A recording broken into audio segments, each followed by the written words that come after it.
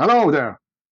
Nice to be with you. Sorry for the distance. Yeah. Hi. We always like naked hand puppetry. That's very good. Okay, I will pass over. Who's running this session? I think it's you. Yes, Yeah, right. it's me. Off you go. And there's a timer somewhere.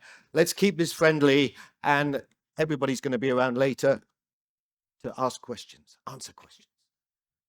Okay, I might sit over there. Just one. Can we actually show the presentation here? Yeah, okay, you can hear me. Can somebody just do like this if the sound is okay?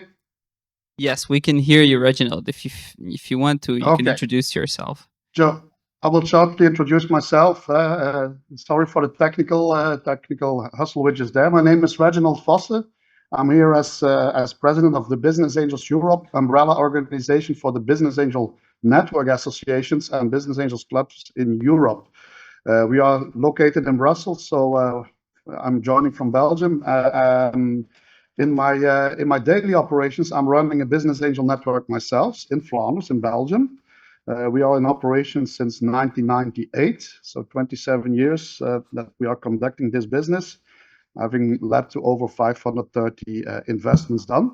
But with Business Angels Europe, thank you for confirming. With Business Angels Europe, we aim at fostering angel investment throughout Europe. Of course, we know that there are some regions who have more maturity on angel investment, and those are mostly located, of course, UK and then also more on the western side of the continent. But we try to improve and to enhance also the angel investment in the more central regions. For instance, in your country, Hungary, we are working together for the moment, together with Peter, who will be in the next panel, I guess, Peter Xilla from Unban, and also Barbara Vero, to work on a new group of angels. We want to get started and to improve investments done by angels as well. We think angels should look forward towards the future as being one of the most important asset classes within investment, and we have quite some visions on this. For instance, we need to get angels to be more vertically operating, more technological focused angel investment. There's a need certainly for that, to get also more connections towards the VC world who is operating in those sectors as well. We are also aiming at getting angels to be more cross-border investing, because we think by going more vertical, that more angels will also be able to invest in not only the best company in their country, but in the best company, period. So we think that going cross-border and creating the necessary trust to do this for angels is a very important factor as well. And a third angle which we take is to get to more female investment. We still lack a lot of female angel investors throughout Europe. There's no difference between the countries on that level. So that's also one of our aims we are working at. Thank you, Reginald. As a kind of short introduction to my activities. Thank you so much. So I'll just let all the rest of the panel to introduce themselves as well, maybe starting with Imre. She's over there. I try to be short. My name is Imre Hild. I've been involved in the startup ecosystem since 2009. So I've been involved in many different qualities, building an accelerator, being an angel investor now. So for the last 2 years, I'm heading up Óbuda Univenture Capital, which is a university-based venture capital company, 28 million euros to be invested over the next 5 years, primarily focusing on deep tech and AI. Not only Hungarian companies, but companies from outside of Hungary also qualify. The most important element in our decision-making is whether the team or some relevant part of the company is Hungarian. So there has to be some Hungarian connection. Yeah, Laszlo Ciriak. I am a managing partner of Interactive Venture Partners. It's a new fund. We started 18 months ago. It's funded by one investor. The name is Tamás Péterfi, the founder of Interactive Brokers, actually his family office. And our goal in life, it's a 50 million euro fund. Our goal in life is to invest into Hungary, but also the neighboring countries, Central Eastern European startups, to help build the ecosystem. His vision is to encourage this flywheel effect on the ecosystem by building successful entrepreneurs, and then they reinvest the capital as angels or start their new startup. We have 12 investments. 2 are in Croatia, 1 in Slovenia. The rest have to do with Hungary in some way. But we're also actively looking in other countries, Romania, Poland, Czechoslovakia, etc. I myself, I'm from the US. I've been here since '92 and have been investing since around 2000. I also have my own firm called iEurope. We still have 3 investments left, but they're kind of on the shelf. Happy to talk about all these exciting things, and I want to praise the ministry for what they've been doing. There's some great regulatory legal changes that have happened and more to come. So. Hello everyone, my name is Peter Parag. I'm with Octagon Ventures. We are a 10 million fully private backed early stage investor in pre-seed and seed stage companies within the CE region. So we invest in Hungary, Slovakia, Czech Republic, Poland, and basically all the neighboring countries which are north and south from us. But we are not investing into the western part of Europe. We focus on B2B SaaS companies.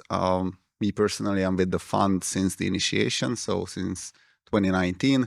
And so far we have done 24 investments. Yeah, in a nutshell, that's what we are doing. Thank you.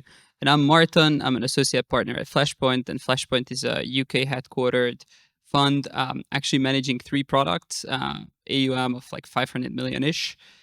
We have a venture debt, a secondary, and a venture capital fund.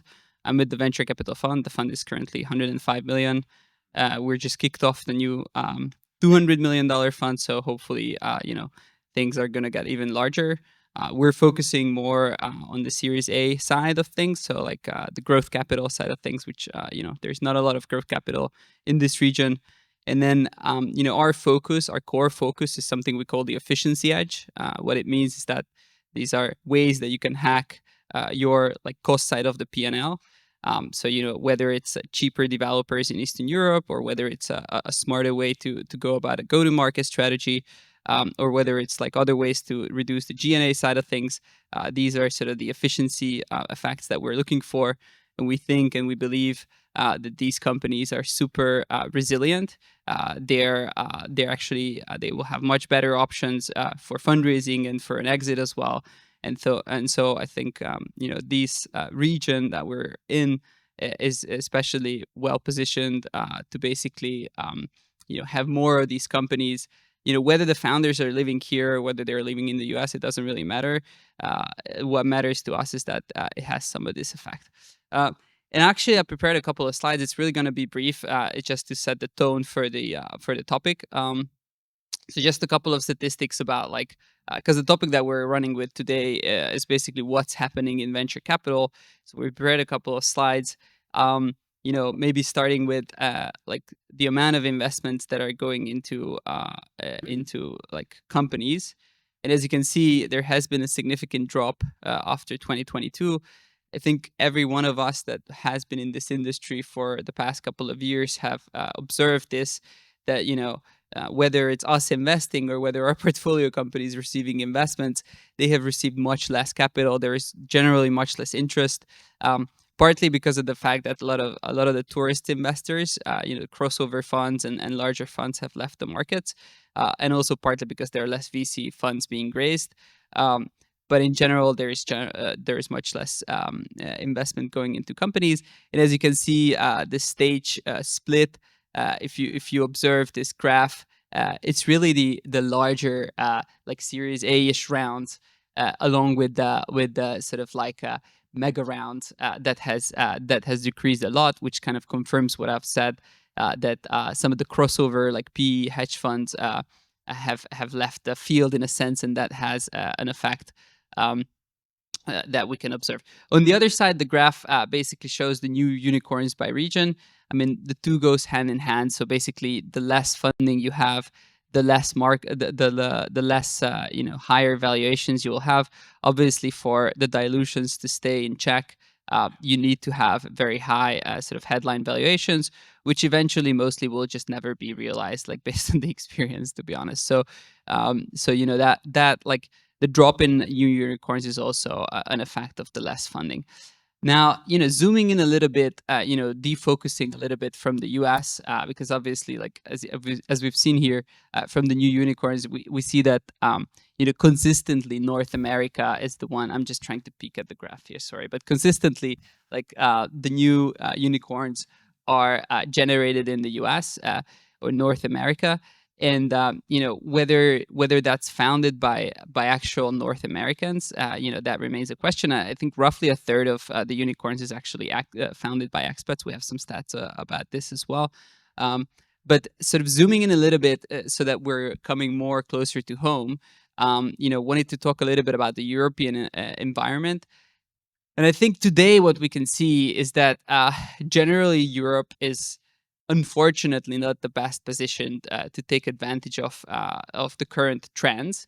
You know, whether you want to take advantage of the current trends or not, that's another question. You know, I think there are debates about this, and you know, whether you're coming from an investor perspective or whether you're coming from a founder perspective, that might be two different things. But as we can see on this graph, you know, most of the money is still going to the developed countries within Europe, and that is the western and the northern part of Europe. And you know, looking at the sectors that were that receive a lot of funding, and obviously this is distorted by the fact that some of the mega rounds are still happening around the hot, you know, like AI and autonomous mobility and all of this other stuff. So that's distorting it a little bit. But as you can see, like most of the money is still going into Western Europe, and it's actually going into the capital intensive things like you know, Gen AI models, fundamental models, and so on and so on. And sort of taking an even closer look to our specific region here, because we're all like, I'm Budapest based, and I think the rest of the guys, except for Reginald, are also based here. So I think it's good to focus on the CEE region. And you know, there are a couple of challenges that we're facing within the EU and also specifically within CE, but there are also some positives that we need to mention here. So first of all, as we've seen with the newer technology that is very impactful in our lives, the US has an innovation first and sort of like a speed first approach versus the EU. Actually, well, like while I was creating this presentation, it was funny because there was a new like sort of AI regulation act coming out of the US as well. We'll see how that will like impact things, but generally the EU is regulation first, so basically safety and like very conservative, and the US is more like innovation first. And with new technology that is coming into our lives, this actually has as a very sort of adverse effect for us living in Europe. And then also the other thing is that if you look at structurally how these geographies are, there's generally just much less capital available for funds to invest. And the reason for that is because just structurally it's just a very different environment. So most of the VC funds funding in Europe is actually coming out of like government funding, which, you know, is not the most, the focus there is not necessarily on returns, but it's more on like, you know, fostering ecosystems. And so that, and then in the US, if you look at it, you know, there is really a return driven sort of agenda there. So you really need to be generating returns in order to get the money. But then there is also more money available to go into venture funds. And as we've seen in the first slide, I mean, every time there is a crunch in funding, it will have an effect on the number of companies being funded, and it will have an effect on valuations, and the fund, and you know, effectively will have an effect on how much innovation there is in an ecosystem. The other important thing to mention is that there is just much less exit opportunities. IPOs are not a thing in Europe, like for the most part, for the last couple of years. M&A is basically where most of the companies get sold. And, you know, if you have a company that is not growing that well, M&A is not really going to be a thing. And also, it's just going to be very, very hard to it's just the universe of buyers is just much smaller here. So that's why we personally try to focus on companies with the US presence, so that, you know, it could be interesting for US buyers as well, because generally you will have much better prices, you'll have much more options. As I mentioned in my intro, there is a funding gap in the growth stage. I think I can count probably on one hand how many growth stage funds we have specifically focused in this region, but also like looking at wider Europe, there's just more seed stage funds. And I think it has to do with, again, with the availability of funds. If you can raise a fund of like 50 million, you'll probably want to focus on seed stage so that you can actually increase your chances of making money rather than doing like like 5 to 10 deals in the Series A stage. And if none of those work out, you don't really have a business, right? So that has to do with that as well.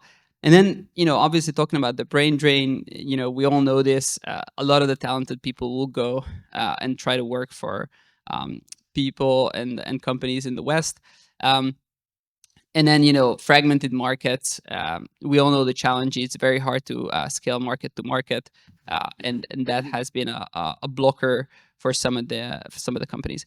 On the plus side of things, I think what we see here is that there are much more conservative valuations versus the US. And then it also has to do with the capital efficiency that we like. It just takes much less money to have a great business. And then, if you can manage to sell to the West or to the US, you actually have a very good arbitrage that is much more resilient to change. And so I think we're all aware of the hotspot, but just to kind of mention, the Baltic still receives a large chunk of the funding. Obviously, this is distorted by some of the larger rounds that are going to this region, but Hungary specifically is really at the bottom of the graph here, and I think there is a reason for that. Probably if we looked at this chart 5 years ago, it would have been a different picture for other reasons. Whether it's good or bad, I don't know, but yeah. So I think that really sets the tone for the discussion. And I think the challenge and the question and sort of the kickoff question that I wanted to have, and I have some backup slides to show as well, is what can we do? Is there something that we as ecosystem participants can do, to foster innovation and to make sure that we're not like lagging behind the US? I know who wants to start. Well, I'll jump in if you don't mind. You compared it to the US. Actually, we've done research in this too, and the average deal size, the average investment into, not on a per capita basis, but on a deal, an investment, is twice as much in the US than it is in Western Europe, or Europe as an average. And if you go to CEE, it's even less. So just think about that. If you're an entrepreneur raising money and you want to raise $10 million, let's say you won't be able to do it in this part of the world, but say you can do it in the US, you'll be diluted 10 to 20%. Here in Europe, you can raise 5 million and be diluted 10 to 20%. So think of the implications of that, right? You have less of a runway, and you've given up already that much percentage ownership. So it's really a challenge. Now, how to fix it? The US is now debating with the new head of the SEC coming in, et cetera, to open up the alternate asset class to retail investors on a more regulated basis, which will mean private equity venture capital will receive even more money from the private sector, not from the government sector. And that's something that could be considered here. Of course, the private pension system, specifically in Hungary, doesn't really exist. So, but there are insurance companies, banks, et cetera, that could, and individuals, high net worth individuals, that could allocate part of their wealth, their portfolio, to alternate assets. Anyway, maybe somebody. 100%. I actually have a slide. I don't think we can show it now, but I actually have a slide that I collected about like the funds, the general funds, because I think what you're saying has to do with the fund size of the VC funds, right? So if you have less capital available, you will not be able to put in as high tickets. And then, the average fund size actually in the CE region is like 28 million, right? Yeah, so that basically shows you at a zero. Yeah. So, so, and in the US, like, I mean, raising $100 million fund is really like, it's not even mentioned, right? Because I mean, like anyone with an MBA can raise a, yeah. So, so that is definitely the thing. And it's actually a good segue to like, to Caporta, right? Because that's what they allow you to do as well. So it's good to plug that in here. If I can add just one thing to that, the size has another implication. Mostly US VCs, due to the fact that they have more resources, they are able to provide more support for their portfolio companies. So it's very common that they have like centralized practices for, I don't know, finance, recruitment, what they are giving their portfolio companies as a service, while in CE, due to the size of the fund and the fund management team, it's a bit more difficult to provide these type of value-added services. I would be curious how you guys see what other compromises VCs make due to the fact that they are smaller, they have less management fee, and they can basically do less. Yeah, let me just go back to the original question. What can we do? Well, fundamentally, what's the most important thing for a startup? I mean, other than what they have on the website, I mean, what is the most important for them is having the highest valuation possible. And that's not here. That's somewhere else in the world. At the exit, right? That's what I always say. Yeah, but first you have to have a high valuation, because otherwise you can sell a company at a low valuation. So here we have low valued startups, which means we have low valued talent and low valued founders, which is a pity. So I think, given that we have small funds, I have to agree, and these funds can reach only so far. They can support the companies only for so long. I think that we should think about supporting the startups in their way to actually elevate themselves to the global level or to the global standard level. So basically promoting them to the major gateways to this international, global, high valuation startup world, which can be through accelerators, can be through partner investors, or simply just moving to some of the higher valued ecosystems. I think that's a kind of a feasible next step.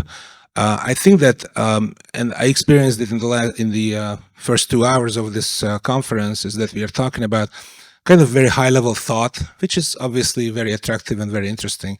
But I'm sitting with startups every day, kind of in the trenches, and now it's like talking to them about these topics would be like talking to an SME about competitiveness. It's like, okay, they understand it, but they don't know how to grab it. It's how to actually make it actionable, how to materialize it. And in this environment, in this context, as I like to call it, it's very difficult. So it's a lot easier to send them to one of these major gateway cities. And I've seen it in the last 15 years a number of times. People who were stubborn, who thought that they are right, and they kept making the same mistake here. Once you send them away to one of the major good training grounds in the world, be it in Finland or London or New York or Silicon Valley, in 3 or 4 months they come back with a very changed mindset, because they see what the real environment is that they should compare themselves to. Plus, once they have that stamp of approval from that major gateway, then they become part of that club. Not part of the unknown Budapest club, because for most of the world it's unknown, but they can become part of that other genre. And I think our money is good for that much. It's definitely not good for supporting healthcare, digital healthcare, and medtech investments. I mean, it's an endless process. We have to wait for years, and we use very expensive VC money. I think we should focus on entrepreneurs, because at the end of the day, human beings are there who are going to make those decisions to commit their lives to building these companies, and it should make sense for them. Obviously, it should make sense for the investors, but it should make sense for them. And once you actually show them, this is how you can make from your $1 million company, you can make $10 million company in 2 years. Go this way. And it's not necessarily, just like Thomas said, it's not necessarily our training and our support that we should give them, and we should make it better and better, but we should actually just go to those places or point them to those places where it's being done at a much higher level. And one more thing, I think that I haven't heard AI enough this morning. Everything is about AI. So I just would like to emphasize it, that whatever we do, we should always include a little bit of AI in our thinking. I think there is like in my experience, I've seen a couple of good examples of like how to upscale. That's what I call upscaling. So basically you invest at a European valuation level and then somehow you transfer the company to become like a proper global company valued on a US level. And, you know, obviously if this happens after your investment, you're a very happy camper, right? And this has happened to many Hungarian companies. Let's just add. And then I think one of the common denominators among all of those companies, and it has happened with other companies, like I personally had like experiences in Bulgaria, Romania with this. But the reason and the way that it happened is that the company managed to generate revenues in the US or globally, right? And then suddenly people take notice. So, you know, there is a very easy way for you. I mean, not easy, but like just focusing on the US and large overall markets in general will generally make sure that people will notice, next round investors will notice, and eventually acquirers will notice. And then eventually you transform yourself from an unknown Budapest person, as you said, to someone like on a global scale. I think it's good to talk about like, sorry. Yeah, sure, go ahead. And compliment on Imre, who's quite right on the role we should be aware we are playing. Indeed, the real firepower is not with us. For instance, in Belgium, it's the same problem. We also have way too small funds to invest along, and we need immediately to start looking towards international investment coming in from London. Holland is playing quite a role in Belgium as well, but we need to look beyond that. We need really to look into the US, etc. And I think that's as a matter of fact the role as funds we are playing as well, because there are quite some disconnections. Perhaps I want to add one as well, is the disconnection which is quite often still there between angels and VCs, which we try now to overcome by establishing angel funds. But the biggest one I've established right now is my third one, is 20 million, which is still nothing to invest. So it will only bring you to a level which will not be high enough for the company to play the real game. So this is, as a matter of fact, really the role we have to play, and we should work on getting more relationships established internationally and transnationally with the funds in order to move forward.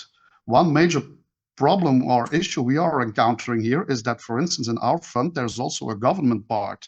So the government has a fund of fund with which they invest in a lot of the VCs in Belgium, and they tend to have some kind of a national reflex. They want to invest in companies who have an ambition for Belgium. And I think this is the case in more countries where government are moving into the venture capital world, that these national reflexes should be overcome. It's the private initiative which should be the leading example, and the private investors and companies should be determining how the future of the companies and where the future of the companies will be. Great points. I think one of the things I wanted to, I don't know, can we actually still show the slides that I've viewed for a minute here? Because there's a great chart that I prepared actually in the appendix, which also shows that, you know, apart from like how VCs can help companies, there is another very important effect, and this has been analyzed many times over, and that is the effect of like successes in a country. And then obviously we have limited impact over that. But if can you go like two more slides down? We don't. Well, anyway, so basically like there is a very good effect, basically like the so-called like PayPal mafia effect, or whatever mafia effect you want to call it.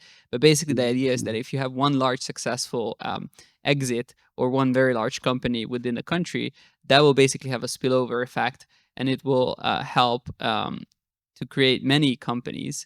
And this has happened to some extent in Hungary as well. You know, we've seen good companies like Shaper 3D, good companies like Prezi and all of those where some of the early employees and people that worked in those companies have managed to found companies. But there is one very crucial element that is missing, and that is capital, right? So if you have a large exit, you will have some resources that you can actually self-fund your company to some extent, and that will help you as well.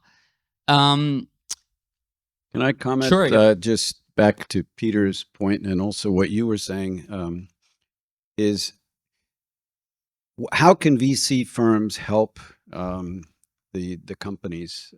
Certainly encouraging, as you said, to go to big markets. Of course, that means you're going to invest in software. And by the way, there are many companies that don't need to get VC funding, and that's great. And let them go. Even if they serve just the Hungarian market, let them go. But that may not be for a venture capitalist. So maybe I'll share this. We at Interactive Venture Partners, we've thought about setting up our platform, if you will. In other words, having a marketing expert, having a legal expert, a go-to-market expert, etc. It's hard with a small fund, but we're trying to set up a network, and we have that. At the same time, as you all said, money is not the solution. But solutions attract money. So if we can help the entrepreneurs implement, then they will be able to attract money. I like your mantra, which we also have, is be efficient on cost spending. There are many measures you can, what the payback period is on a sale versus costs, etc. There are many of these measures. We try to encourage our companies to look at these measures. So it's I won't call it best practice, but it's evolving. You just try to encourage that. The other thing is follow on, pick your investors well. We actually, as a 50 million fund, we've done 12 investments with an average deal size below $1 million. Now we're thinking, well, maybe we should just we are going to get into the Series A, B, even maybe higher levels, just to deploy more capital. And we're in a fortunate situation where the family office can allocate more. So, but it's the consequence of all this that we've been talking about is the entrepreneurs don't have as long a runway to prove their product. And that, on the other hand, forces them to be more cost conscious, which is great because typically entrepreneurs from this part of the world spend money very wisely. At the same time, sometimes they cut their nose to spite their face and don't spend enough. So it's a hard balance. I'll stop there. Yeah, totally agreed. I think, this like platform type of investment, I think it's very hard to do. You need very large AUMs to be able to do that. And to be honest, like I've seen VCs operate with that and it's somewhat effective, I would say. So you can't really provide the same level of support to all of your portfolio companies. One of the things that I saw that worked really well, for example, LaunchHub does this. It's something they call the Series A Academy. And I think this is something that, a lot of VCs can do. And it doesn't actually cost you money. It's just actually having good relationships to the next round of financiers. It's very hard work because you need to maintain the relationships over time. But you're, in a sense, acting as a headlight. And you're basically directing attention to the next round of funds to your portfolio companies. Obviously, the quality has to be great because you can't really be selling all of your portfolio companies at the same time. You need to select the best ones and make sure that those get the right attention. But I do believe that there is usually a match for every type of company, even the companies that stopped growing for some reason. It could be interesting for someone, right? For other reasons, right? And I think, having this very well-maintained database of some sort and being sort of a matchmaker makes sure that you can actually influence the life of your company. And as you mentioned, everything is a function of the round size and basically the runway. Founders here, they spend much less, but still they can spend more, right? Essentially, if they get millions of dollars, they feel that, well, I have all the money in the world.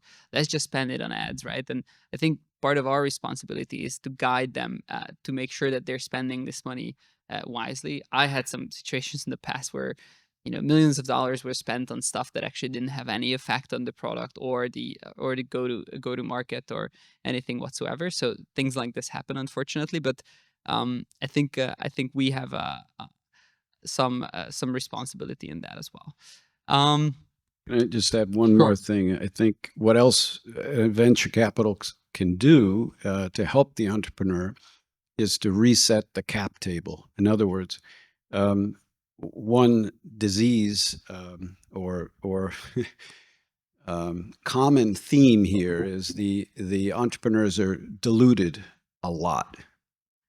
And then they go out and they try to raise capital and they can't because they only own 30, 50% of the company at a very early stage.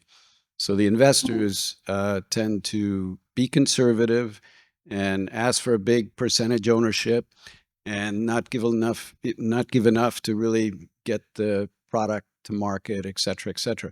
And the consequence is the entrepreneurs own too little. So out of the 12 deals, I think we've reset the cap table in 5. In other words, we've forced the prior investors to be extremely diluted so that the entrepreneur bucket, if you will, including the founders and the future managers, can have the right motivation and also the loyalty.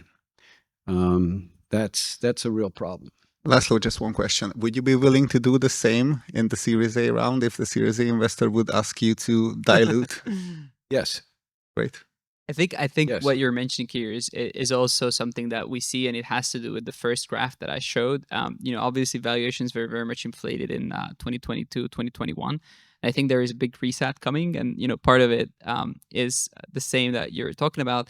I think it is very important to strike a good balance between ownership percentage and also what do you value the company at, and not just because of like vanity metrics like I have a 50 million company or whatever, but it's because of the buyer universe at the end, right? So average deal size in Europe is below 100 million, so it's something like 86 or something like that, right? So if you want to sell your company, the chances that you will be able to sell it at over $100 million are very, very low. Unfortunately, right? It happens, but it's very, very low, and you need to be a very good company to be able to do that. So let me just add one thing.